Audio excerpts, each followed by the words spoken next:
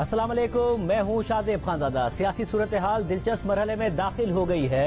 तहरीक-ए-इंसाफ ने हुकूमत को 1 महीने में असेंबलियां तहलील करके इलेक्शन कराने का एक अल्टीमेटम दे दिया है, मगर साथ ही हुकूमत ने कह दिया है कि पहले पंजाब और खैबर पख्तूनख्वा की असेंबलियां तोड़ें, फिर बात हो सकती है अगले इलेक्शन के बारे में। दूसरी तरफ जो 9 असेंबली की सीटों पर इलेक्शन होना है, इमरान खान साहब खुद अगर तमाम पर इलेक्शन लड़ेंगे तो क्या ऑप्टिक्स होंगे, हुकूमत इस सारे नैरेटिव का कैसे मुकाबला करेगी, क्या सिचुएशन बनने जा रही है। हमारे साथ सीनियर साथी तज़किया का पैनल मौजूद है। हमारे साथ हामिद मीर साहब मौजूद हैं, तलत हुसैन साहब मौजूद हैं, असमा शराजी साहिबा मौजूद है। आप तीनों का बहुत शुक्रिया। हामिद मीर साहब, ये जो सूरत हाल है ये बार बार बदल जाती है। हुकूमत कहती है अगस्त 2023 तक रुकना है। खान साहब ने 1 महीने का अल्टीमेटम भी दे दिया और राना सना ने आपके शो में कह दिया कि आप पहले खैबर पख्तूनख्वा और पंजाब असेंबलियां तोड़ें। ये कह रहे हैं कि नहीं, पहले वजीर आजम असेंबली तोड़ें और फिर आकर हमसे बात करें। ये कहां सिचुएशन जा रही है एग्जैक्टली, जब खान साहब 9 सीटों पर इलेक्शन लड़ने जा रहे हैं? ये सिचुएशन वहीं पे खड़ी है जहां पे काफी दिन पहले खड़ी थी। तो मुझे इसमें कोई नई चीज नजर नहीं आ रही, क्योंकि ये जो इमरान खान साहब ने कौमी असम्बली के 9 हलकों से इलेक्शन लड़ने का फैसला किया है, इसकी बुनियादी वजह यह है कि उनकी पार्टी के अंदर बहुत से प्रॉब्लम्स पैदा हो गए हैं। सबसे बड़ा प्रॉब्लम तो ये है कि वाज चौधरी साहब बार बार कहते हैं जी कि हमने तो सबने इस्तीफे दे दिए हुए हैं और कासिम खान सूरी ने इस्तीफे कबूल कर लिए थे। तो जो कौमी असम्बली सेक्रेटेरिएट है वो सबका नोटिफिकेशन जारी करे कि तमाम MNAs के इस्तीफे मंजूर हो चुके हैं, लेकिन नेशनल असम्बली सेक्रेटेरिएट जो है वहां पे PTI के कम से कम मेरी इंफॉर्मेशन के मुताबिक 5-6 MNAs जो हैं उनकी दरखास्तें मौजूद हैं, जो मेरे इल्म में है, हो सकता है और भी हो। और उन्होंने उसमें ये कहा कि जी हम छुट्टी पे हैं, और किसी ने कहा जी कि मैं पाकिस्तान से बाहर हूँ, किसी ने कहा मेरी तबीयत खराब है। तो इसका मतलब यह है कि अगर वो स्पीकर को कह रहे हैं, अगर उन्होंने 5 अगस्त 2022 की डेट में भी एक दरखास्त दी हो किसी ने कि जनाब मैं बैरून मुल्क में हूं, तो इसका मतलब यह है कि वो स्पीकर को कह रहे हैं कि जो हमने इस्तीफे दिए थे, कलेक्टिवली जो इज्तिमाई इस्तीफे दिए थे, उनमें जो मेरा इस्तीफा शामिल है वो असली इस्तीफा नहीं है। पहली बात तो ये है। दूसरी बात यह है कि ये जब ये जो सीटें खाली हुई हैं, 11 कौमी असम्बली की सीटें खाली हुई, जिसमें 2 खवातीन की रिजर्व सीटें थी, और अब 9 सीटों पे इलेक्शन होना है सितंबर में। इन सीटों पे बहुत से कॉन्स्टिट्यूएंसीज ऐसी हैं जहां पे के टिकट के लिए पाकिस्तान तहरीक इंसाफ के अंदर पिछले 3-4 दिन में बड़ी खलबली मची हुई थी कि कौन इलेक्शन लड़ेगा। अच्छा, ये एक सूबे में तो इलेक्शन हो नहीं रहा, ये तो 3 सूबों में हो रहा है। तो इसमें मिसाल मैं आपको देता हूं कि कराची से जो लियारी का हल्का है, जहां से 2018 में बिलावल भुट्टो जरदारी को शिकस्त दी थी अब्दुल शकूर शाद ने, तो अब्दुल शकूर शाद साहब जो है, जब उनसे ये इस्तीफा मांगा गया था 3 महीने पहले और कहा गया था आप इस्तीफा दे दें, तो वो उस वक्त भी काफी उनकी रिजर्वेशन थी कि मैंने बिलावल को इस्तीफा दिया और पार्टी ने मुझे पूछा ही नहीं, तो उन्होंने तो सियासत ही छोड़ने का ऐलान कर दिया। तो अब लियारी से PTI जो है वो किसको टिकट देगी? तो इमरान खान साहब लियारी से जाके इलेक्शन लड़ेंगे। अच्छा, इसी तरह एक और हल्का है कुर्रम का, खैबर पख्तूनख्वा का, वहां से जो तहरीक इंसाफ के जो उम्मीदवार हैं उनके अलावा भी 3-4 लोग हैं, उन्होंने भी दी हुई है। इसी तरह पिशावर शहर से जो शौकत अली साहब का हल्का है, वहां से भी PTI के बहुत से जो लोग हैं वो इलेक्शन लड़ना चाहते हैं। ननकाना साहब से जो एजाज शाह साहब का हल्का है, वहां से बहुत से लोग इलेक्शन लड़ना चाहते हैं। तो ये इमरान खान ने मुनासिब समझा कि बजाय कि मैं ये टिकटों के चक्कर में पड़ूं, किसको टिकट देनी है किसको नहीं देनी, तो बेहतर है कि 9 की 9 जगह से मैं इलेक्शन लड़ने का ऐलान कर देता हूं। लेकिन अब उसमें होगा क्या? अब उसमें होगा ये कि ये अगले कुछ दिनों के बाद इमरान खान साहब की कभी इलेक्शन कमीशन में, कभी अदालतों में उनकी हेयरिंग शुरू हो जाएंगी, मुख्तलिफ केसेस शुरू हो जाएंगे, पेशियां शुरू हो जाएंगी। तो वो किस तरफ तवज्जो देंगे? ये इस तरफ तवज्जो देंगे या 9 हलकों में उन्होंने इलेक्शन लड़ना है वहां पे वो तवज्जो देंगे? 4 हलके जो हैं वो हैं खैबर पख्तूनख्वा के, 2 हलके जो हैं वो पंजाब के हैं, 4 और 2 6 हो गए, और 3 हलके जो हैं वो कराची के हैं। तो कराची के जो 3 हलके हैं, लियारी के अलावा भी 2 हलके हैं, तो वहां पे वो कैसे ये सारी कैंपेन चलाएंगे? तो ये एक चैलेंज है, और अगर इमरान खान साहब इस चैलेंज को अच्छे तरीके से मीट करते हैं तो ये बहुत बड़ी बात होगी, लेकिन मुझे लगता है कि इसमें काफी मुश्किलात होंगी। तो साहब, एक तरफ दायरे अपनी पंजाब और खैबर पख्तूनख्वा की हुकूमत तो नहीं छोड़ रहे खान साहब, मगर 1 महीने का अल्टीमेटम है वफाकी हुकूमत को। मगर दूसरी तरफ जाहिर जब खान साहब तमाम 9 कॉन्स्टिट्यूंसीज पे खड़े होंगे तो जाहिर उन्हें छोड़नी पड़ेंगी और फिर वापस वहां पर री इलेक्शन ही होगा। मगर ऑप्टिक्स क्या होंगे? खान साहब एक कैंपेन कर रहे होंगे, 9 की 9 में जीत जाते हैं, तो आपको लगता है कि एक अलग किस्म के ऑप्टिक्स और एक दिलचस्प किस्म की सूरत हाल होगी? جی یقیناً شاہزیب دلچسپ صورتحال تو ہے، لیکن عمران خان صاحب کی جو سیاسی ڈیسپریشن ہے اس کو بھی ذہن میں رکھیے۔ عمران خان صاحب جب سے الیکشن کمیشن نے اپنے فیصلہ جاری کیا ہے، جو معلومات سامنے آئی ہیں اس کے پیش نظر آپ کو لگتا ہے کہ وہ محسوس کیا ہوگا کہ وہ کافی بیک فٹ پر ہے۔ اور پھر یہ جو شہداء کا معاملہ ہے، جو انفارچونیٹ ہیلی کاپٹر کریش ہوا، اس کے اندر جو پاکستان کے افواج کے جوان اور ان کے افسران شہید ہوئے، اس کے اوپر جو ان کی جماعت کی طرف سے شہداء کی ٹرولنگ کی گئی، اس کی وجہ سے بہت زیادہ ریزنٹمنٹ ہے، اور ریزنٹمنٹ کا اظہار آئی ایس پی آر نے اپنے باقاعدہ بیان میں بھی کیا، اور عمران خان صاحب کو جو کور کمانڈر تھے شہید ہوئے، ان کے گھر میں جا کے باقاعدہ تعزیت بھی کرنی پڑی۔ عمران خان صاحب یہ بھی سمجھتے ہیں کہ جو مواد سامنے آیا ہے اس کے پیش نظر ان کے ساتھ بڑا ہاتھ بھی ہو سکتا ہے۔ عمران خان نے اب یہ ثابت کرنا ہے کہ پاکستان کے طول و عرض میں ان سے زیادہ مقبول لیڈر کوئی نہیں ہے، کیونکہ یہ قومی انتخاب ایک طرح سے بن جاتا ہے 3 صوبوں کے اندر، تو عمران خان نے ثابت کرنا ہے اپنی طرف سے کہ میں ہر جگہ پر مقبول عام ہوں، آپ مجھے ہاتھ نہیں لگا سکتے۔ تو ٹکٹوں کی جو ڈسٹریبیوشن ہے اس کی کمپلیکیشنز اپنی جگہ پر، لیکن عمران خان صاحب چونکہ ایک کائیاں اور اس کے ساتھ ساتھ ایگو ڈریون لیڈر بھی ہیں، ان کے لیے بڑا ضروری ہے یہ ثابت کرنا، سروائیول کا مسئلہ بھی ہے اور ایگو کا مسئلہ بھی ہے کہ وہ بڑے مقبول ہیں۔ تو آپٹکس تو جس طرح کہ حامد میر نے بیان کیا ویسے ہی ہوں گے، آپ ہر جگہ پر موجود نہیں ہو سکتے، لیکن ان کا خیال یہ ہے کہ ان کی مقبولیت کا یہ عالم ہے کہ اگر کسی جگہ پر کھمبا بھی کھڑا کر دیں تو اس کو ووٹ پڑ سکتا ہے عمران خان کے نام پر۔ نہ صرف وہ یہ سیٹ نہیں چھوڑ رہے، شاہ محمود قریشی اپنے حلقے کی سیٹ نہیں چھوڑ رہے جہاں سے انہوں نے اپنی دختر کو اب لانچ کر دیا ہے۔ تو پاکستان تحریک انصاف کے سٹینڈ میں، اسمبلیوں کی ڈیزولوشن کی ڈیمانڈ میں آپ کو درجنوں ایسے کنٹرڈکشنز نظر آتے ہیں جو ان کی پالیسی کا خاصہ ہے، لیکن میرے خیال میں اگر عمران خان صاحب بیک فٹ پر نہ ہوتے تو شاید اس قسم کے اقدامات نہ کر رہے ہوتے۔ عاصمہ صاحب آپ بتائیے گا، یہ بیک فٹ پر ہوتے ہوئے کنفیوژن کی عکاسی کر رہے ہیں اقدامات، یا ایک نظر آ رہا ہے کہ ایک پالیسی ہے جس میں عمران خان صاحب کو امید ہے کہ وہ جو بھی کرتے ہیں ان دی اینڈ ان کے حق میں ٹرن کر سکتا ہے؟ انہیں نکالا گیا جب نو کانفیڈنس کے ذریعے تو انہیں نظر آیا کہ کس طریقے سے کراؤڈ آ گیا تھا باہر، آپٹکس ظاہر تحریک انصاف کو کریٹ کرنے آتے ہیں، کوئی نہ کوئی میتھڈ ہے اس ساری کی ساری اناؤنسمنٹ کا، یا ایک بیک فٹ پر ہیں اور پینک میں یہ فیصلہ سازی ہو رہی ہے؟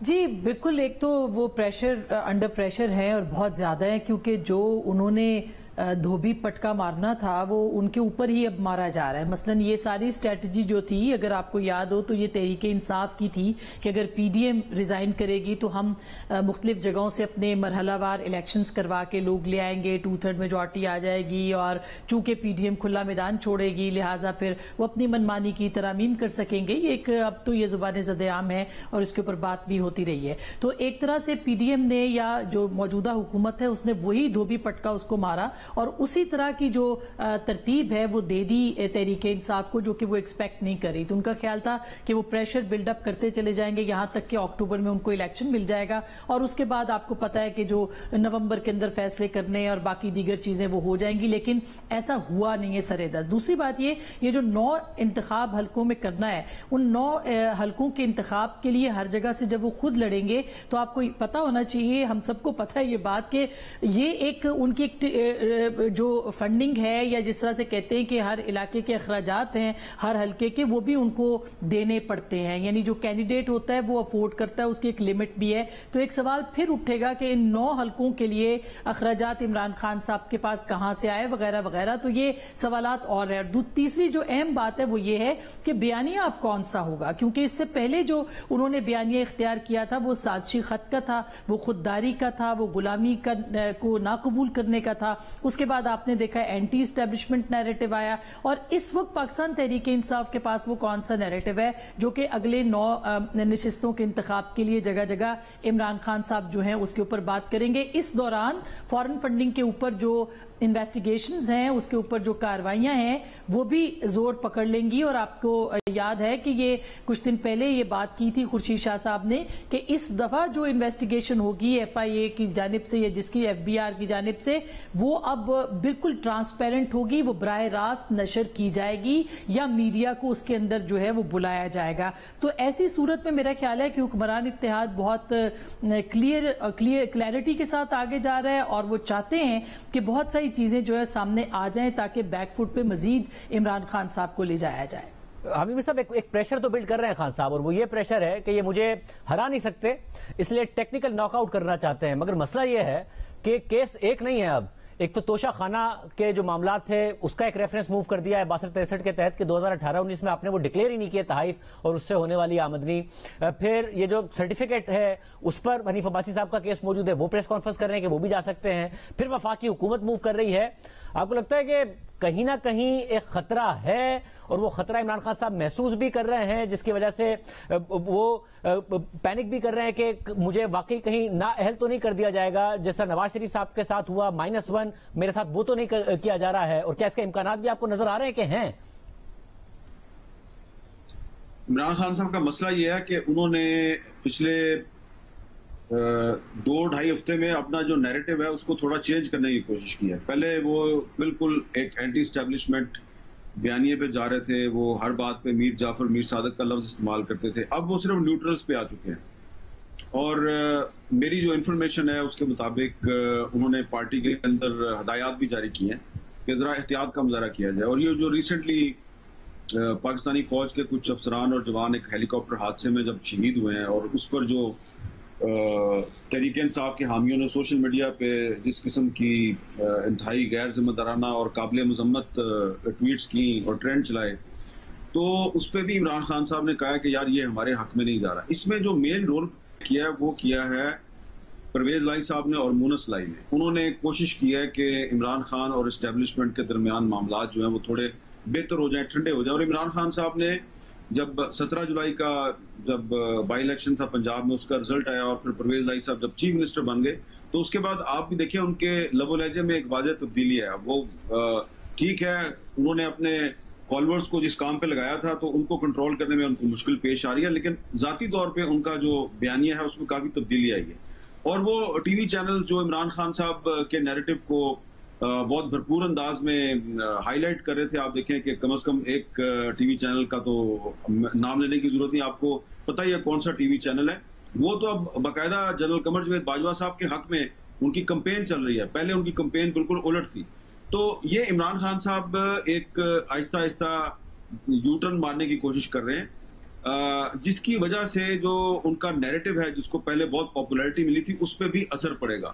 اور اب دیکھیں کہ انہوں نے کہا تھا کہ میرے خلاف امریکہ نے سازش کیا ہے, تو ان کی پارٹی کی حکومت ہے خیبر پختونخوا میں 10 سال سے, اور امریکی سفیر جو ہیں وہ وہاں پہ جاتے ہیں اور چیف منسٹر محمود خان سے ملاقات کرتے ہیں, اور بہت سی باتیں ہوتی ہیں ان کے ساتھ, اور پھر اس کی تصویر بھی جاری کی جاتی ہے. تو اس کا بھی کافی اثر پڑا ہے.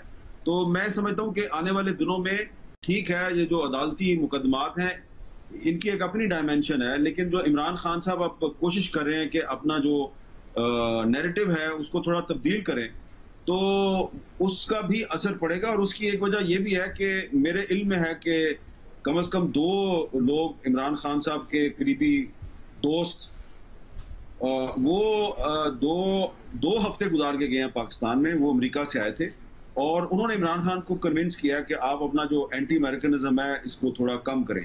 اور اسی کے نتیجے میں اب امریکی سفیر کی ملاقات بھی ہو گئی ہے سی ایم خیبر پختونخوا کے ساتھ, اور میری اطلاع کے مطابق بیک ڈور چینل سے امریکنز کے ساتھ ان کے رابطے بھی شروع ہو گئے ہیں. اور جب یہ باتیں آہستہ آہستہ سامنے آئیں گی تو پاکستانی عوام جو ہیں پھر ان کو یہ سوال کرنے کا حق تو ہے کہ آپ ہمیں کہتے کچھ تھے اور کر کچھ اور رہے ہیں. تو اس کا سیاسی نقصان بھی ہوگا عمران خان. تنویر صاحب کیسز کی نوعیت ایسی ہے کیونکہ ظاہر ہے ہر ڈائمینشن سے کوشش کر رہی ہے حکومت, 62-63 لگ جائے, فالس ڈکلیریشن کا معاملہ لگ جائے, فورن فنڈنگ کا معاملہ لگ جائے, پارٹی بین کے معاملات کے حوالے سے, ایسے ہے نوعیت کے الزام کہ اگر وہ اپنے معاملات بہتر کر لیں عمران خان صاحب یا ان کے معاملات بہتر ہو جائیں تو بچنا ممکن ہے, یا یہ مشکل نظر آ رہا ہے اس ساری کی ساری صورتحال میں؟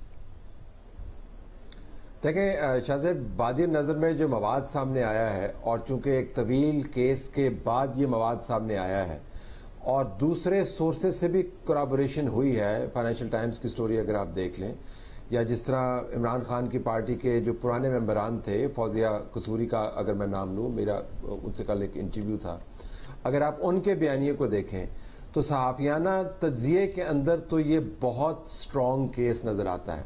اب اس سٹرونگ کیس کے اوپر جو مقدمہ کھڑا ہوگا وہ کتنا سٹرونگ ہوگا اور اس مقدمے کا نتیجہ کیا نکلے گا، اتنا وقت حکومت وقت کے پاس ہے کہ اس کو وہ پرسو کر پائے یا نہیں کر پائے، یہ اوپن اینڈڈ کوسچنز ہیں، ان کا جواب ہمارے پاس موجود نہیں. لیکن جو آپ کا بنیادی سوال ہے، مواد وہ موجود ہے. فیک اکاؤنٹس اگر استعمال کیے گئے ہیں تو وہ جرم ہے. اکاؤنٹس اگر آپ نے چھپائے ہیں، ڈکلیئر نہیں کیے ہیں تو وہ جرم ہے. اگر آپ نے بینڈ فنڈز کو استعمال کیا ہے تو وہ جرم ہے. اگر آپ کہیں پر لابنگ کرتے ہوئے پکڑے گئے ہیں تو وہ جرم ہے. یہ جرائم بھی ہیں اور سیاسی اور آئینی طور پر پارٹی کے لیے بہت خطرہ بھی بن سکتے ہیں. عمران خان ہمیشہ اپنے آپ کو صادق اور امین کہلوانا پسند کرتے ہیں، بالخصوص جب سے ثاقب نثار صاحب نے ان کو یہ ہار پہنایا ہے تب سے اس کو مسلسل کوٹ کرتے ہیں. ایک اپنی پاپولیرٹی کا تذکرہ کرتے ہیں اور ایک اپنی صداقت اور امانت کا تذکرہ کرتے ہیں. اب وہ صداقت اور امانت کا جو معاملہ ہے وہ ان اعداد و شمار کی روشنی میں آپ کو بہت کمزور پڑتا ہوا نظر آتا ہے. اور پھر یہ یاد رکھیں کہ عمران خان نے اپنے لیے سپیس نہیں چھوڑی. دیکھیں انہوں نے ہمیں بالکل ٹھیک کہہ رہے ہیں کہ وہ اپنا بیانیہ بدلنے کی کوشش کر رہے ہیں، لیکن اس بیانیے کی سڑک پر وہ جتنا سفر کر چکے ہیں اس کے بعد ان کو ریورس گیئر لگاتے لگاتے بھی بہت وقت لگ جائے گا. اور انہوں نے بہت سارے لوگوں کی عزتوں کو اچھالا ہے. انہوں نے پاکستان کی ریاست کے اداروں کی عزتوں کو اچھالا ہے. انہوں نے فوج کے سربراہان کو غداروں کے ساتھ ایکویٹ کیا ہے، انٹیلیجنس کے سربراہان کو امریکی ایجنٹس کے ساتھ ایکویٹ کیا ہے، پولیٹیکل پارٹیز اپنے اوپوننٹس کو پاکستان دشمن کہا ہے. انہوں نے کوئی کسر نہیں چھوڑی. اب جب بہت سارا مواد ان کے خلاف نظر آتا ہے تو وہ اپنے آپ کو ایڈجسٹ کرنے کی تو کوشش کریں گے، لیکن مجھے نہیں لگتا کہ ان کے پاس سپیس اویلیبل ہے. تو عمران خان صاحب ایونچولی بہت سارے ایسے الفاظ جنہوں نے ادا کیے اور اعمال جنہوں نے کیے، مجھے لگتا یہ ہے کہ ان کے ہاتھوں کہیں نہ کہیں جا کر بری طریقے سے زخمی ضرور ہوں گے. آپ کو آسما نظر آ رہا ہے کہ آف دا ریکارڈ بھی کہ اس وقت جو حکومتی کانفیڈنس ہے وہ واقعی ایک ویسے بھی کانفیڈنٹ ہے کہ ہاں عمران خان کے خلاف ایسا مواد ہے کہ ان کی ڈسکوالیفیکیشن ہو سکتی ہے یا ان کے خلاف کوئی فیصلے آ سکتے ہیں، اور تحریک انصاف میں پینک ہے کیونکہ وہ رپورٹ آنے کے بعد یہ کہہ رہے تھے کہ کچھ بھی نہیں نکلا ہے، کوئی ایسی بات ہی نہیں ہوئی ہے، مگر بہرحال احتجاج بھی کر رہے ہیں اپنی جگہ پر. جی بالکل. دیکھیے یہ ایک تو اعتماد سب سے پہلے تو یہ نظر آ گیا کہ حکومت نے اپنی آئینی مدت پوری کرنے پر اتفاق کر لیا اور یہ ڈٹ گئے کہ اب ہم اگست 2023 تک جو ہے وہ حکمرانی کریں گے. اب اس اعتماد کی وجہ کیا ہے؟ یہ ایک بہت ہی اہم سوال ہے کہ اتنا اعتماد آیا کہاں سے؟ یہ آیوڈین کا ٹیکا یا جادو کی جپی یہ کون سی ہے جس کی وجہ سے شہباز شریف صاحب کی حکومت نے جو ہے وہ دم پکڑا اور وہ کہنے لگے کہ اب ہم اقدامات کریں گے؟ تو اس میں بہت سارے پہلو ہیں. اس کا ایک پہلو تو یہ ہے کہ ڈالر کی قدر و منزلت میں نیچے اس کمی آنا شروع ہو گئی، روپیہ مضبوط ہو رہا ہے. مہنگائی میں ان کا ٹارگٹ یہ ہے کہ انٹرنیشنل مارکیٹ میں جیسے ہی آئل پرائسز کم ہوگی، جو ہماری اطلاعات ہے ہم اس کو آگے لے جائیں گے اور اس کا جو اثر ہے وہ عوام پہ پڑے گا، ان کو ریلیف ملے گا. تو وہ 3-4 مہینے اگلے جو ہیں وہ کہتے ہیں یہ مشکل ہیں، لیکن اس کے بعد وہ اس کو سٹیبل کرنے میں کامیاب ہوں گے. دوسری جانب جہاں تک ہماری اطلاعات ہیں وہ انتظار کر رہے تھے کہ حکومتی اتحاد کے کسی طریقے سے فارن فنڈنگ کا فیصلہ ہو اور اس کے بعد پھر وہ اپنا نیریٹو جو ہے وہ آہستہ آہستہ جو ہے وہ لے کے جائے. اور پھر دیکھیے اس کے بعد سے ایک مضبوط طریقے سے جو ہے وہ سامنے آئے ہیں اور اداروں نے بھی یہ محسوس کیا ہے کہ اگر آپ نے اس وقت اس سیاسی جماعتوں کی حکومت کو یا حکومتی اتحاد کے ساتھ اگر آپ نہیں کھڑے ہوتے تو پھر اس کا تو مطلب یہ کہ آئندہ کے لیے آپ جو ہے وہ معیشت کو نہیں سنبھال سکتے. اور شاید یہی وہ وجہ تھی جس کی بنیاد کے اوپر آرمی چیف نے مختلف ممالک کو ٹیلی فون بھی کیے. تو ایک تو اعتماد جو تھا وہ ایک طرفہ نہیں بلکہ سہ طرفہ ہے. 3 اطراف سے اعتماد اس حکومت کو ملا جس کے بعد وہ اس کے اوپر پروسیڈنگز شروع کر رہے ہیں اور آہستہ آہستہ وہ اپنا جو ان کا گول ہے اگلے انتخابات کا اس کی طرف اس تک جانا چاہتے ہیں. اور اس میں ایک بہت بڑا ایلیمنٹ یہ بھی ہے کہ یہ جو مرحلہ وار الیکشنز ہوں گے یا مرحلہ وار جو استعفے منظور کیے جائیں گے، اس میں جو پہلے ابتدائی استعفے آ گئے جیسے کہ حامد میر صاحب بھی کہہ رہے تھے، اس کے اندر انہوں نے پورا جج کر لیا، اپنا کیلکولیشن کر कर ली और पूरा होमवर्क किया है कि हम इसको किस तरह से आगे लड़ेंगे। उसके नतायज जो कुछ भी हो, लेकिन अगर पूरी सारी जमातें मिलकर लड़ेंगी तो एक साइकोलॉजिकल प्रेशर जो है वो ऑलरेडी इमरान खान साहब पे और तहरीक इंसाफ पे पड़ेगा। तो जैसे अभी हम बात कर रहे थे कि आपके पास नैरेटिव मौजूद नहीं है, आप आवाम को अगर रिलीफ मिलना शुरू होता है, महंगाई थोड़ी सी कम होती है और पेट्रोल की कीमतें नीचे जाती हैं तो जाहिर है कि और डॉलर नीचे आता है, तो इसका एक साइकोलॉजिकल ही नहीं, इसका एक फिजिकल असर भी जो है वो पड़ेगा पाकिस्तान के अवाम के ऊपर और नैरेटिव बनाने में आसानी भी होगी। और साथ ही आपका जो चोर डाकू का नैरेटिव है वो भी पीछे जाता दिखाई देगा, क्योंकि फॉरेन फंडिंग के ऊपर आप पे उससे ज्यादा कहीं ज्यादा संगीन इल्जामात तहरीक इंसाफ पे आ चुके हैं। तो ये जो सोशल मीडिया, ये कीबोर्ड वॉरियर वाला एक मामला चल रहा है, इसके ऊपर भी अब आहिस्ता आहिस्ता एक स्ट्रांग नैरेटिव के ऊपर हुकूमत जो है वो आना चाह रही है, जिस तरह से हमें लग भी रहा है पिछले कुछ दिनों से कि मजबूत बयानिए के साथ वो सामने आ रहे हैं। और दूसरी जानिब आपने देखे जो अभी ISPR की तरफ से स्टेटमेंट भी आया है हालिया, उससे नजर आ गया कि ऐसे लगता है कि इदारे भी अब किसी तरह की इस तरह की सिचुएशन को डील करने में, हैंडल करने में घबराएंगे नहीं। तो नसर साहब, एक जो मसला था हुकूमत का, बल्कि दो मसले थे, एक तो मुआशी सिमत नहीं नजर आ रही थी और दूसरी सियासी सिमत नजर नहीं आ रही थी। अब जाहिर है मुआशी सिमत नजर आना शुरू हुई है, जिसकी वजह से मार्केट्स में भी कॉन्फिडेंस आया है, रेस्पॉन्ड भी कर रही हैं, IMF प्रोग्राम की बहाली की उम्मीद भी पैदा हो गई है। मगर जो सियासी सिमत है आपके ख्याल में वो भी क्लियर है या फिर वो भी बदलेगी? ऐसे सर्कमस्टांसेस पैदा कर सकते हैं इमरान खान साहब कि वो बदलेगी और अभी हुकूमत के पास कोई पॉलिसी है नहीं इस सियासी तौर पर? देखिए, एक अजीबोगरीब सूरत हाल पैदा हुई है पाकिस्तान के अंदर कि जब ये जो उतार चढ़ाव है किस्मतों का या सियासी मकबूलियत का, दोनों अगर आप पलड़े देखें, एक तरफ हुकूमत दूसरी तरफ इमरान खान, उनमें किसी पलड़े की अपनी काविश आपको नजर नहीं आती। इमरान खान जब निकले तो हुकूमत के पास स्ट्रेटेजिक फैसले करने का वक्त था, उन्होंने फैसला किया कि हमने हुकूमत करनी है। उसके बाद उनके पास मौका था कि अपने आप को संभाल के चलें और कुछ अवाम दोस्त किस्म की पॉलिसियां बनाएं। मईशत नहीं उनसे संभल पाई, फैसला करने में देर हो गई कि इसहाक डार साहब ने हैंडल करना है, मिफ्ता साहब ने हैंडल करना है, और एक विंडो ऑफ अपॉर्चुनिटी उन्होंने मिस कर दिया। और उसके बाद उनके फॉर्च्यून्स गिरने लगे। उनके फॉर्च्यून्स गिरने लगे तो इमरान खान के फॉर्च्यून्स ऊपर जाने लगे, और जिसका नतीजा आपने पंजाब के ज़िमनी इंतखाबात के अंदर देखा। इसमें इमरान खान का अपना कोई कारनामा नहीं था, हुकूमत की अपनी कोताहियां थी। अब वही प्रोसेस आपको रिपीट होते हुए नजर आ रहा है। इमरान खान अपनी गलतियों की वजह से, अपनी ट्रोलिंग कैंपेन्स की वजह से, अपने बयानात के तजादात की वजह से, अपनी कलाबाजियों की वजह से, और पंजाब के अंदर हुकूमत लेकर परवेज अलाई साहब के साथ मिलकर काम करने की वजह से, जिस किस्म की काबीना बनी है, जिस किस्म के लोग उसके अंदर मौजूद हैं, उस वजह से अब आपको फिसलते हुए नजर आ रहे हैं। जो वो फिसलते हुए नजर आ रहे हैं, हुकूमत की सियासी सिमत आपको दुरुस्त होती हुई नजर आ रही है। अब इकॉनमी का फैक्टर है, आई अंडरस्टैंड कि हामिद मीर का इसके ऊपर एक अपना टेक है मिफ्ता इस्माइल के बारे में, और हमने खुद मिफ्ता इस्माइल को क्रिटिसाइज किया है। ज़ाहिर अगर आप फाइनेंस मिनिस्टर हैं, फाइनेंस जार हैं, तो मुल्क में जो कुछ हो रहा है आपको उसका जिम्मेदार ठहराना पड़ता है। लेकिन अगर मिफ्ता इस्माइल जो है वो जिम्मेदार ठहराए जा सकते हैं उन मसाइल के जिसका सामना किया इस हुकूमत ने, तो मौजूदा हालात में ज़ाहिर है कुछ ना कुछ इकॉनमी को संभालने का वो क्रेडिट भी क्लेम करेंगे। उनका है या नहीं है एक अलग पैसा, लेकिन क्लेम करेंगे। फौज की तरफ से भी आपको सपोर्ट नजर आती है। IMF के साथ बातचीत के अंदर इंटेलिजेंस एजेंसीज का किरदार आपको नजर आता है। रिप्रेजेंटेटिव्स ने पहले मुलाकातें की, चीफ की जो कॉल है अमेरिकन के साथ वो भी बड़ी मशहूर हुई। अब एक और बातचीत का भी तस्करा है जो मिडल ईस्ट के जो हुकूमतें हैं उनसे इन्वेस्टमेंट लाने की, बायलैटरल कर्जे देने की बात के हवाले से जारी है। तो आपको लगता है कि मुआशी तौर पर हुकूमत आपको संभलती हुई नजर आ रही है।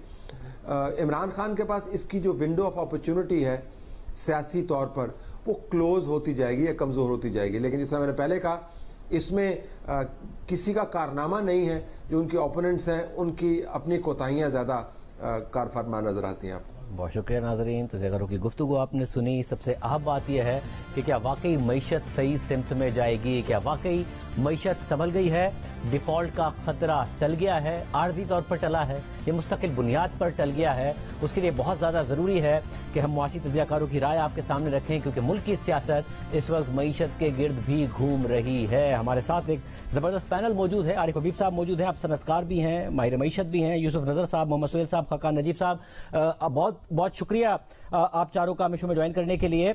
आरिफ हबीब साहब, ज़ाहिर है बतौर सनतकार भी और फाइनेंस इंडस्ट्री से भी आप वाबस्ता हैं, क्या वाकई खतरा टल गया है कि हम कहीं डिफॉल्ट तो नहीं कर जाएंगे और कहीं ना कहीं कोई सिमत नजर आ रही है कि IMF का प्रोग्राम भी बहाल हो जाएगा और सूरत हाल कुछ बेहतर हो जाएगी? जी, आई थिंक अब तो बिल्कुल नजर आ रहा है कि ये खतरा जो है वो काफी हद तक कम हो गया या टल गया है। इसलिए कि सबसे जो बड़ा रीज़न मुझे नज़र आ रहा है वो ये है कि जुलाई के हमारी जो इंपोर्ट्स हैं वो बहुत कम हो गए, और जो फाइनेंस मिनिस्टर ये क्लेम करते हैं कि हमारा इंपोर्ट्स अब हमारी एक्सपोर्ट और रेमिटेंसेस से जो है वो कम होगा, तो आई थिंक उस सिचुएशन ने जो है वो ये रिलीफ जो है वो प्रोवाइड करता हुआ नज़र आता है। एंड आई थिंक यही सही तरीका है शाहजेब भाई कि हम $1 बिलियन के लिए जो है वो इंटरनेशनल कंट्रीज के साथ जो है वो बहुत ज़्यादा उनके एहसान ले रहे होते हैं। तो अगर हम इंपोर्ट कम करके इस मामले को जो है वो रिजॉल्व कर सकते हैं तो आई थिंक यही सही तरीका है। खकान जी साहब, आपने ज़ाहिर वज़ारत ख़जाना में खुद काम किया, IMF से डीलिंग्स आपने विटनेस की हैं, बहुत ही सख्त रवैया था। जब फाइनेंस मिनिस्ट्री में किसी से भी पूछें कि IMF बहुत ही सख्त रवैया था, शौकत तरीन साहब भी कहते थे इस हुकूमत को भी बहुत ही ज़्यादा टफ टाइम दिया गया, तो ये समझा जाए कि कोई स्मूथ सेलिंग होगी अगर ये प्रोग्राम बहाल हो गया, और आपको बहाल होता नजर आ रहा है, और उसके बाद कोई लगता है कि मईशत कम अज कम एक मुस्तहकम अंदाज में आगे मूव कर रही होगी? बिस्मिल्लाहिर्रहमानिर्रहीम। शाहजेब भाई, thank you for having me on the show. देखें, पहले तो ये समझ लें कि जो इस वक्त का क्राइसिस है वो है एक dollar credit crunch. So we have a credit crisis of the dollar that is existent.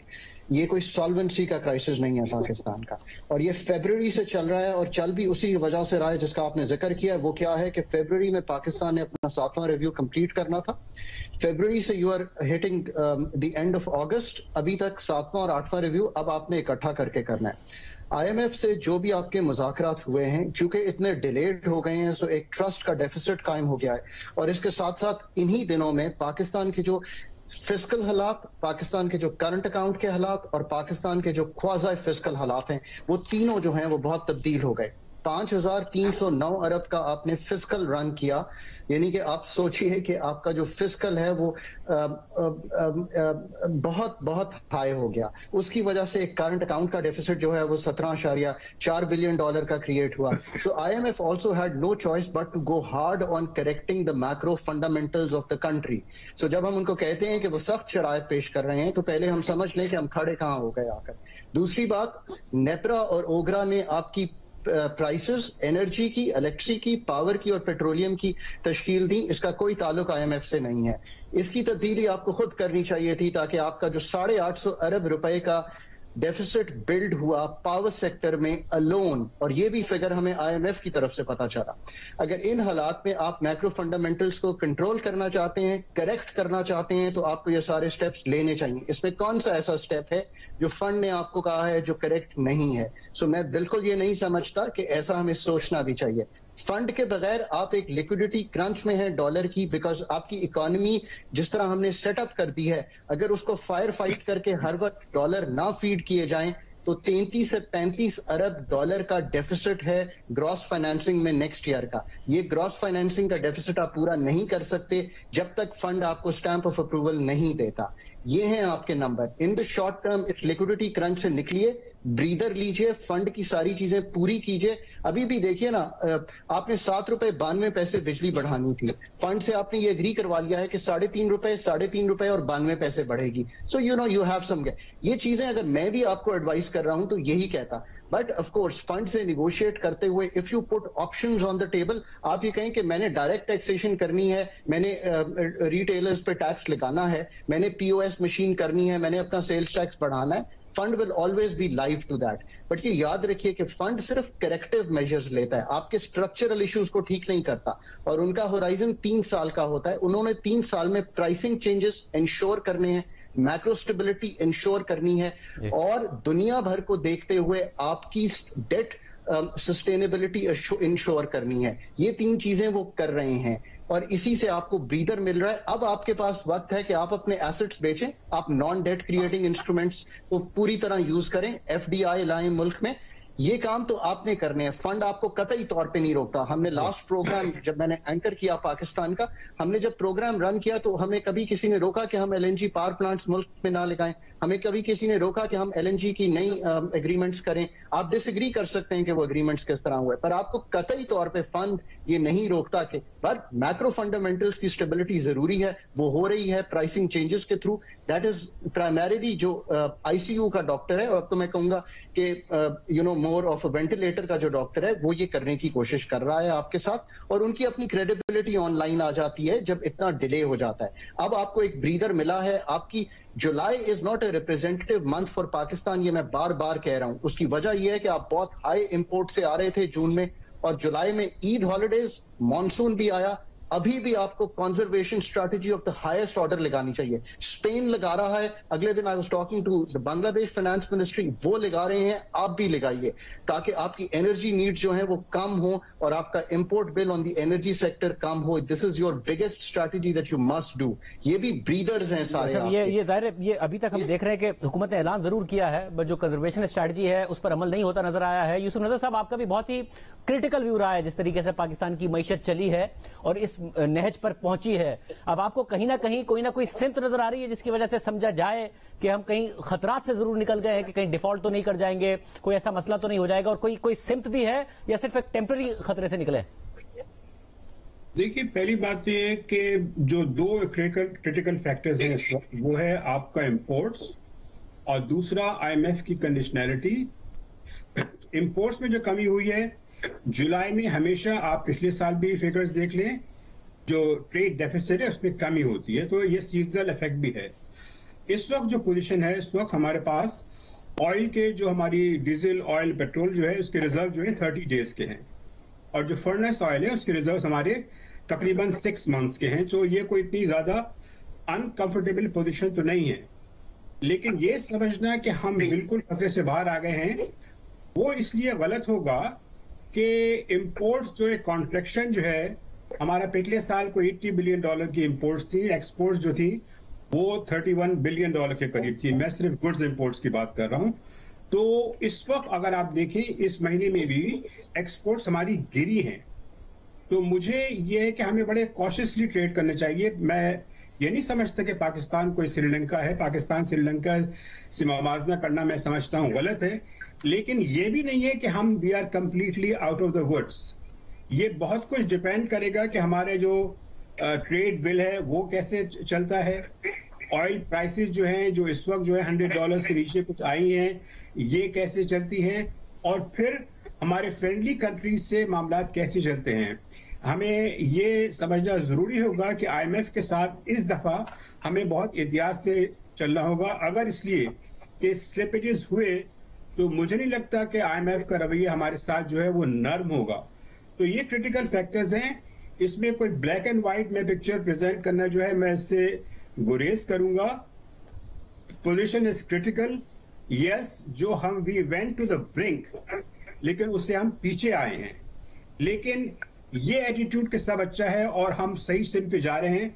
मैं नहीं समझता वो इसलिए कि जो अभी जो बात हुई एनर्जी कंजर्वेशन की, वो बहुत अहम फैक्टर, और उस तरफ हमने कोई इकदाम नहीं लिया है.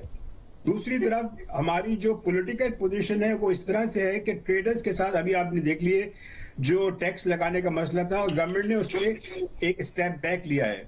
तो कोई 40 बिलियन रुपीस का जो है इस जो है ट्रेडर्स को जो कंसेशन दिया है, और फिर जो 30 बिलियन का था पीएसओ का मामला, तो 70 बिलियन का जो रुपीस का जो डेफिसिट है वो होल आया है, जिसको हमें कैश करना पड़ेगा. इसका मतलब ये है कि हमारी जो प्रिपरेशन है, हमने जो बहुत रिस्पॉन्ड किया है, चाहे वो सुपर टैक्स का मसला हो, चाहे वो इन चीजों का मसला हो, अभी भी we are in a reactive mode. ये पाकिस्तान इस वक्त मुश्किल सूरत हाल में है। मैं नहीं चाहता कि मैं कोई हार्श कमेंट करूं, लेकिन इस खुशफहमी में रहना कि ऑल इज वेल, जो क्रिटिकल इंडिकेटर्स हैं वो ये सजेस्ट नहीं करते कि ऑल इज वेल। हमारे पास जो बैनुल अक़वामी मार्केट है उससे फंड रेजिंग की कैपेबिलिटी, जो इस वक्त कैपेसिटी है, वो जीरो है। और जो दूसरे ममालिक हैं जिनमें चाइना भी शामिल है और सऊदी अरेबिया भी शामिल है, वो भी बहुत ज्यादा उन्होंने बहुत ही कॉशियस एटीट्यूड दिखाया है। तो ये सारी चीजों को देखते हुए मैं समझता हूं कि अगले जो 3 महीने हैं वो क्रिटिकल है। जहां तक ताल्लुक है एक्सचेंज रेट का, देखिए क्राइसिस में जो एक्सचेंज रेट होता है बड़ा वॉलेटाइल होता है, वो बहुत ऊंचे भी जाता है नीचे भी आता है। तो वॉलेटिलिटी इटसेल्फ जो है वो साइन होता है एंक्शियसनेस का। तो इसमें उसको खाली एक्सचेंज रेट को देखते हुए और इसमें जो सीजनल इफेक्ट है और जो टेम्पररी इफेक्ट आता है पोजीशन क्लोज करने से, इस पे ज्यादा एम्फेसाइज नहीं करना चाहिए। फॉरवर्ड लुकिंग थिंकिंग होनी चाहिए। और उसमें जो मोस्ट क्रिटिकल चीज है वो हमारी एनर्जी बिल है, उसको कैसे कंट्रोल करते हैं। शॉर्ट टर्म में तो यकीनन मिफ्ता साहब कह रहे हैं कि वो उसको कट करेंगे, जिसमें ऑटोमोबाइल इंपोर्ट्स भी शामिल हैं, लेकिन हमें एक्सपोर्ट्स की तरफ ज्यादा तवज्जो देनी चाहिए। वैसे मैं ये एक्सपोर्ट मैं आता हूँ, एक्सपोर्ट वाले मामले पर भी आता हूँ, मगर मोहम्मद सुहेल साहब ज़ाहिर है एक मैस नजर आता था। हमने देखा है कि आईएमएफ से वादे किए फिर पूरे नहीं किए, मॉनेटरी पॉलिसी टाइट है तो फिस्कल पॉलिसी एक्सपेंशनरी है। कहीं ना कहीं कोई सिमत आपको नजर आ रही है कि आईएमएफ की अगर कंडीशंस हैं तो उन्हें पूरी करने की कोशिश भी की जा रही है, मॉनेटरी पॉलिसी फिस्कल पॉलिसी भी एक ही सिमत में नजर आ रही हो? कोई सिमत है या अभी भी सिमत का फुकदान है? ये जो टेम्पररी एक सेंटिमेंट बना है बस के हम डिफॉल्ट नहीं कर रहे और आईएमएफ का प्रोग्राम बहाल हो रहा है, जिसकी वजह से मार्केट्स रिएक्ट कर रही हैं? बिस्मिल्लाहिर्रहमानिर्रहीम। मेरे ख्याल में शादी भाई मुझे तो काफी बेहतरी नजर आई है। मैं ओवरऑल बात नहीं कर रहा, मैं 2 महीने की बात कर रहा हूँ। और मार्केट्स भी जो हैं वो देखती हैं कि वो एक्सपेक्टेशन क्या थी और रियलिटी क्या है। तो जो 2 महीने पहले जो हालात थे, जो नंबर्स थे इंपोर्ट के, एक्सपोर्ट के, रिजर्व्स के और जो आईएमएफ से मामलात थे, आज की तारीख में उसमें काफी बेहतरी नजर आई है। ना सिर्फ आईएमएफ ने कैटेगोरिकली कहा है कि आपने सारी चीजें कर ली हैं, सिवाय एक अश्योरेंस है, वो भी सिर्फ अश्योरेंस का वर्ड उन्होंने यूज किया है। दूसरी जानिब जिस तेजी से इंपोर्ट गिरी हैं, और आज ही हमारी फाइनेंस मिनिस्टर से बात हुई थी तो उन्होंने कहा था 3 महीने तक तो वो इस ट्रेंड को कंट्रोल करेंगे। और जिस तेजी से ये जो इंपोर्ट एक्सपोर्ट का और रेमिटेंस का, जिस तरह आरिफ साहब ने बताया, बैलेंस हो गया है, तो फ्रैंकली स्पीकिंग मेरी तवक्को नहीं थी। और इसी वजह से जो रिएक्शन करेंसी मार्केट में आया है, जो रिएक्शन मनी मार्केट में आया है, जो रिएक्शन स्टॉक मार्केट में आया है, वो इसीलिए थोड़ा सा एक्सपेक्टेशन से बेहतर है, इसलिए कि चीजें एक्सपेक्टेशन से बेहतर है। मैं आपको एग्जांपल दूं, 12 से 15 बिलियन डॉलर का करंट अकाउंट का एक एवरेज मार्केट का कंसेंसस था, और हमारी अभी एनालिसिस कहती है कि ये 8 से 9 बिलियन डॉलर होगा। और जिस तरह एक फेयर था कि पाकिस्तान का अगले साल जो फाइनेंसिंग गैप है 33-35 बिलियन डॉलर है, मेरे हिसाब से जो अभी हालात है वो 30 बिलियन डॉलर के करीब रह गया है। और जो फेयर था कि 4 बिलियन का कमर्शियल डेट पाकिस्तान को रोल ओवर करना है, 1 बिलियन का यूरो बॉन्ड रोल ओवर करना है, मेरे ख्याल में वो रिस्क खत्म हो चुका है ऑलमोस्ट, क्योंकि अब फाइनेंसिंग गैप आपका 4 से 5 बिलियन डॉलर खत्म हो गया है। और तीसरी चीज फाइनली, और तो गवर्नमेंट ने काफी इकदाम करने हैं, गैस प्राइस बढ़ानी है, एनर्जी कंजर्वेशन करनी है, मगर जो हम ग्राउंड रियलिटी देख रहे हैं, जिसका नंबर्स भी अभी वेरीफाई कर रहे हैं कि डिमांड कॉन्ट्रैक्शन तवक्कुआत से बहुत ज्यादा हुआ है और बहुत जल्द हुआ है। क्योंकि इकोनॉमिक थ्योरी ये कहती है कि जब आप कीमतें बढ़ाते हैं तो उसके कुछ महीने के बाद लोग अपना लाइफस्टाइल चेंज करते हैं, मगर जो 30% हमने पेट्रोल की और डीजल की कीमतें कम होती हुई देखी हैं, हमने ये भी देखा है कि लोगों ने चाय की कंजम्पशन कम कर दी है, बहुत सारी चीजें कम कर दी हैं। तो मेरे हिसाब से हम ये नहीं मैं कह सकता कि हम रिकवरी मोड पर हैं या हम सही सिमत पे हैं, मगर ये बात तो बिल्कुल फैक्ट है जिसका रिएक्शन सारी मार्केट्स बता रही हैं कि 2 महीने पहले जो तवक्कुआत थी, आज चीजें उन तवक्कुआत से काफी बेहतर नजर आ रही हैं। और आरबी साहब, मगर ये जो ज़ाहिर है जो आप भी कह रहे हैं कि इंपोर्ट को कर्टेल करना सबसे बड़ी तरजीह थी, मिस्टर इस्माइल साहब भी कहते हैं कि करंट अकाउंट डेफिसिट को कर्टेल करना सबसे बड़ी मेरी तरजीह थी, मगर اب ہمیں نظر آ رہا ہے کہ انفلیشن کو 25% کو چھو رہی ہے اور کوئی 6-8 ماہ تک اسی صورتحال میں ہم رہیں گے کیونکہ بیس افیکٹ تو اگلے سال جا کے کک ان کرے گا. پھر شرح سود کوئی 15% پر ہو اور ہمیں امپورٹس کرٹیل کرنی ہو اور اس کے لیے انرجی بل بھی نیچے رکھنا ہو تو ہم پھر یہ تو طے ہے کہ گروتھ کے لیے تو ہم اگلے 8-10 ماہ بالکل بھی نہ سوچیں. ہم اسی ارینجمنٹ میں چلے کہ بس ہمیں سالوینٹ رہنا ہے, کرنٹ اکاؤنٹ ڈیفیسٹ کو کرٹیل کرنا ہے, امپورٹس کو بھی نیچے ہی رکھنا ہے. اس کی وجہ سے آپ کو نہیں لگتا ایکسپورٹس بھی کمپرومائز ہوں گی اور گروتھ بھی نہیں آئے گی, مگر ہم کم از کم ایک تجارتی خسارے سے بچے رہیں گے؟ جی بالکل, آئی تھنک ان حالات کے اندر یہ گروتھ کوئی پرائرٹی نہیں ہونی چاہیے. اس وقت تو جو ہے وہ ہمیں یہ تھا کہ ہمارے انٹرنیشنل کمٹمنٹ جو ہے وہ ہم ٹائملی آنر کر سکیں گے کہ نہیں کر سکیں گے, اور اس کے لیے جو ہے وہ مسئلہ تھا, اور اس کا جو آسان حل ہونا چاہیے وہ ہے امپورٹ کم کرنا جو ہمارے ہاتھ میں ہے, اور فوری طور پر جو ہے وہ یہ پاسبل ہے, اور یہ جولائی میں ہم نے دیکھا ہے. بالکل یہ کہہ سکتے ہیں کہ اس میں سیزنل افیکٹ وغیرہ ہے, لیکن اگر جو ہے پالیسی میکر ڈٹرمنڈ ہو تو انہوں نے کہا کہ میں اگلے 3-4 مہینے جو ہے وہ اسی پالیسی کو جو ہے وہ پرسو کروں گا, اور یہ کارگر ثابت ہوتی ہوئی نظر آتی ہے. تو آئی تھنک اس کے اوپر فوکس کریں, اور اس کے اوپر فوکس کر کے اس چیز کو کہ جو ہمارے ہاتھ میں ہے, باقی چیزیں تو ہم فرینڈلی کنٹریز سے جائیں گے اور وہ ہمیں جو ہے وہ اوبلائج کریں گے نہیں کریں گے, یہ سارے معاملات ہیں. اور یہ سہیل صاحب نے بالکل صحیح کہا کہ ابھی اس وقت انٹرنیشنل جو کموڈٹی مارکیٹس ہیں اس میں بھی جو ہے ڈکلائننگ ٹرینڈ ہے. آپ یہ دیکھیں ابھی آج کے ریٹ آ رہے ہیں آئل کے $87-88 کے آ رہے ہیں, کہاں وہ $120 $125 کی جو ہے وہ تھے. اس کے علاوہ دوسرے بھی جو ہے ایڈیبل آئل کی پرائسز کا جو ہے وہ گر جانا, کول بھی جو ہے وہ 300 کے نیچے جو ہے وہ آ گیا ہے, اور کموڈیٹیز بھی جو ہے ان میں بھی ڈکلائننگ ٹرینڈ ہے. تو یہ سب جو ہے ڈیفینیٹلی یہ ریلیف پرووائڈ کرے گا اگر روپے کی ویلیو کو جو ہے وہ پراپر طریقے سے ڈیفینڈ کر لیا جائے. اور اگر یہ ڈیفینڈ کریں گے تو انفلیشن پہ بھی اس کا پازیٹیو امپیکٹ آئے گا, کیونکہ یہ 140 کے قریب جو ہے وہ ڈالر کا پہنچ جانا, ابھی 240 کے قریب جو ہے وہ پہنچ جانا, اور پھر ابھی 224 جو ہے وہ آ گیا, اور اوپن مارکیٹ میں اور بھی کم ہے. اور اس کو اگر اور فردر جو ہے ڈیفینڈ کر لیتے ہیں تو پھر میں سمجھتا ہوں کہ یہ جو انفلیشن کا معاملہ ہے وہ بھی کچھ تھوڑا سا جو ہے بہتر ہو جائے گا, اور وہ بہتر ہو جائے گا تو پھر عام عوام کی جو کمپلین ہیں وہ بھی پھر کم ہو سکیں گی. کیونکہ مجھے تو یہ پہلے ڈر تھا کہ اگر یہ کرنسی ہماری اتنی ویک ہے اور یہ سب چیزیں آگے جائیں گی تو یہ انفلیشن کا جو سلسلہ ہے وہ بہت زیادہ پبلک کو جو ہے وہ ہانٹ کرے گا. تو ان حالات میں آئی تھنک اس کو امپورٹ کی کمی کو جو ہے وہ کنسولیڈیٹ کرنا چاہیے اور اس پہ قائم رہنا چاہیے. آپ صحیح کہہ رہے ہیں کہ تھوڑا جو ہے وہ گروتھ افیکٹ ہوگا, لیکن اگر 3-4 مہینے کے لیے اگر ہم اس پاتھ پہ رہیں اور یہ اسٹیبلائزیشن کچھ حاصل کر سکتے ہیں تو پھر جو ہے وہ ریویو کرنا چاہیے, اور پھر آہستہ آہستہ جیسے جیسے ہمارے حالات جو ہیں وہ بہتر ہوں تو پھر ہم امپورٹس کو جو ہے وہ کچھ ریلیکس کریں. اور پھر آئی تھنک میں تو یہ دیکھتا ہوں کہ بہت سارے ایسے آئٹمز ہیں, اگر آٹوموبائل کم آئے گا تو اس میں کیا مسئلہ ہو جائے گا, اگر یہ موبائل فون جو ہے کم آئیں گے تو اس میں کون سا مسئلہ ہو جائے گا. میں تو ایون سمجھتا ہوں کہ جو مشینری امپورٹ بھی ہے, مشینری امپورٹ میں ہماری بہت سارے سیکٹرز میں ہم اوور کیپیسٹی ہیں. اگر وہ مشینری جو ہے کچھ عرصے کے لیے ہم ڈیفر کریں گے تو کوئی مجھے نہیں لگتا کہ مسئلہ ہو جائے گا, اور کوئی مشینری کا امپورٹ آج تو وہ کنٹریبیوٹ نہیں کرے گا ہماری گروتھ کے اندر.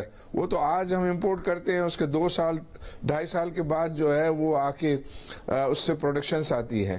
تو ہمیں ایریاز کو جو ہے وہ کیئرفلی آئیڈینٹیفائی کرنا چاہیے کہ کون سے ایسے آئٹمز ہیں کہ جن کو اگر ہم کرب کریں گے تو اس سے ہماری جو ہے وہ گروتھ میں. ایون میں تو سمجھتا ہوں کہ یہ ٹریولنگ کیوں, میں دیکھ رہا تھا کہ بہت سارے لوگ جو ہیں وہ چھٹیوں پہ جو ہے ملک سے باہر جا رہے ہیں, جو ایک سے زیادہ بہت سارے لوگوں نے حج کر لیے ہیں وہ دوبارہ حج کر رہے ہیں. تو اس ٹائپ کی پالیسیز ہونی چاہیے کہ جہاں unnecessary ہمارا جو فورن ایکسچینج خرچ ہوتا ہے اس پہ کرب ہو, اور پھر لوگوں کی ایجوکیشن کرنی چاہیے کہ وہ انرجی جو ہے کنزرو کریں. خاقان جی صاحب, مسئلہ یہ ہے کہ ظاہر پرابلم ہمیں نظر آیا کہ ایک ہے تو اس کے ٹیمپرری سولوشن ہے یہی ہمارا پرماننٹ پرابلم ہے, اور پھر اس کا وہ پرماننٹ ہی سولوشن ہے, کیونکہ ہم جب بھی 6% کو ٹچ کرتے ہیں, 2018 میں کیا تو بیلنس آف پیمنٹ کرائسس آ گیا, ابھی کیا $17.5 ارب کا پھر ایک بیلنس آف پیمنٹ کرائسس پیدا ہو گیا. تو یہ ایک پرماننٹ پرابلم ہے اور پرماننٹ ہی حل ہے, کیونکہ ہمارے پاس ایکسپورٹ کی وہ کیپیسٹی ہے ہی نہیں, تو ہم گروتھ اور امپورٹس کے بارے میں کوئی پرماننٹلی نہ سوچیں, یہی ہے اسٹریٹجی.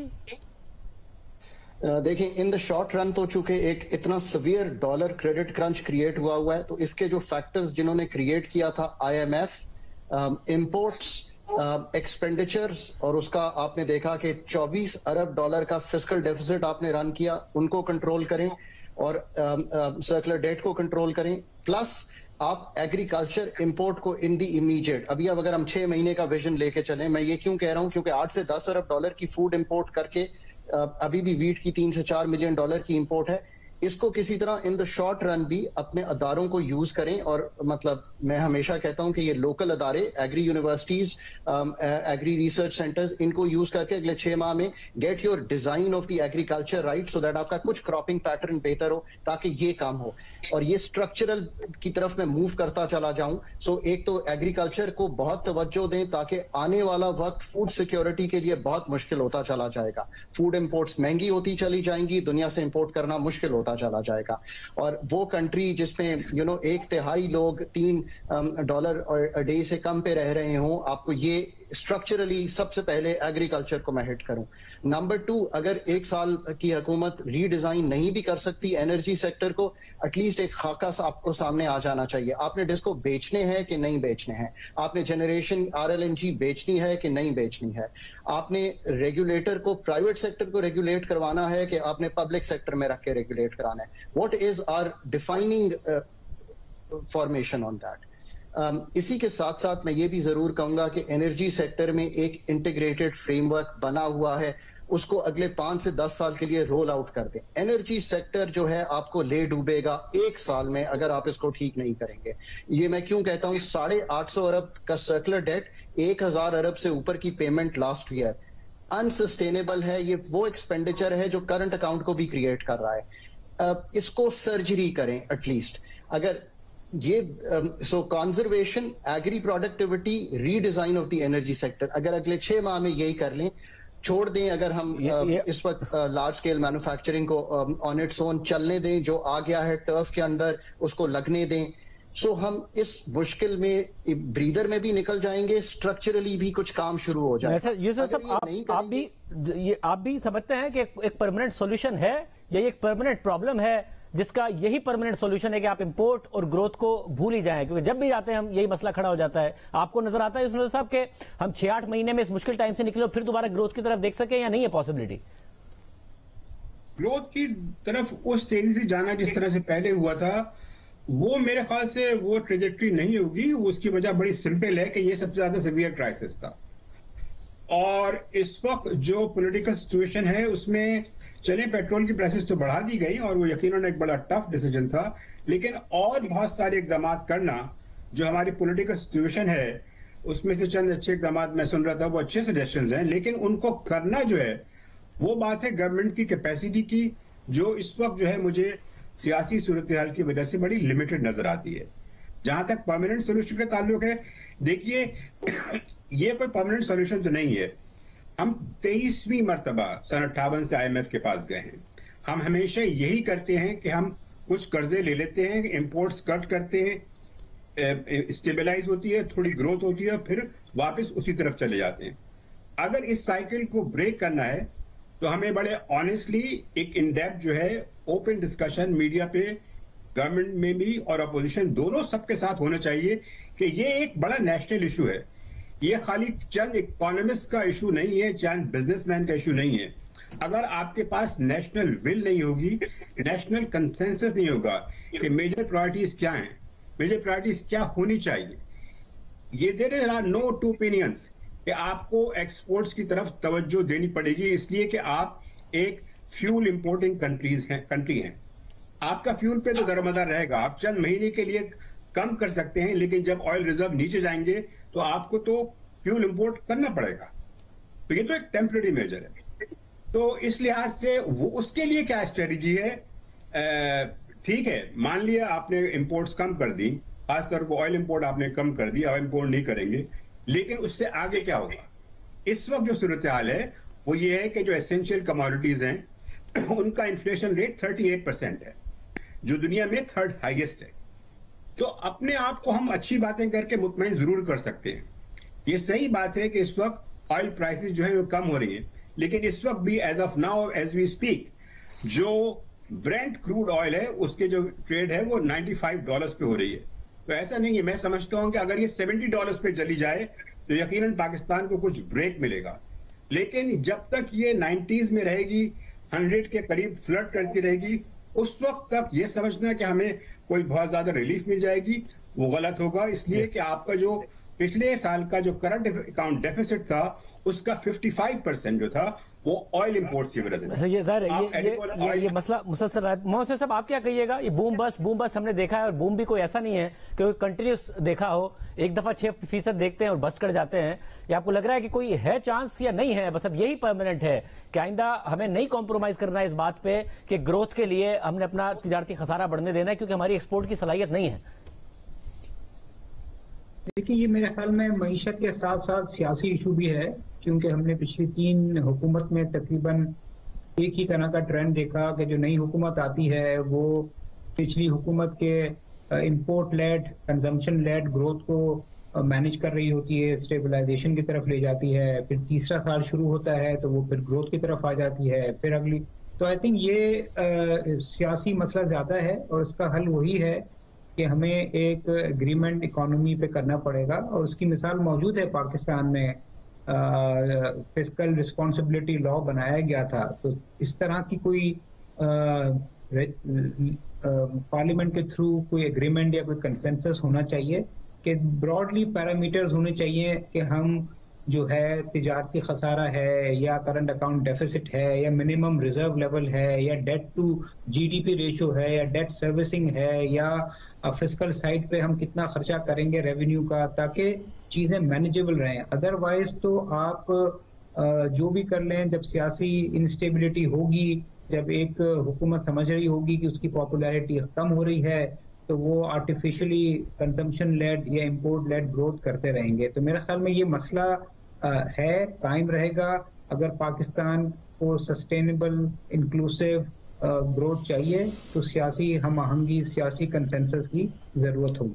बहुत शुक्रिया नाज़रीन, माहिर मईशत की राय आपने सुनी है। जरूरत है कि पाकिस्तान की मईशत पर एक सियासी कंसेंसस हो, यही सबकी राय है और यही इस वक्त की जरूरत भी है। आज में तैयारी।